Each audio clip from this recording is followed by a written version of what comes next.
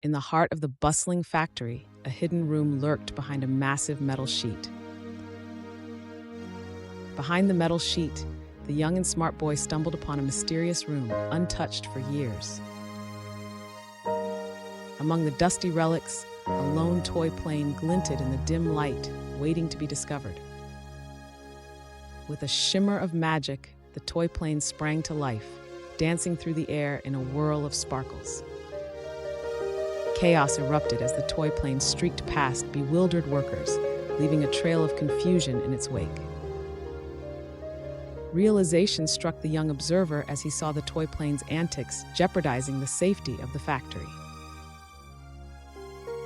The engineer and supervisor conferred urgently, devising a plan to apprehend the mischievous toy plane. Disaster loomed as the toy plane spiraled out of control towards the fragile body of an unfinished airplane. Without hesitation, the courageous young boy sprang into action, his mind racing with solutions.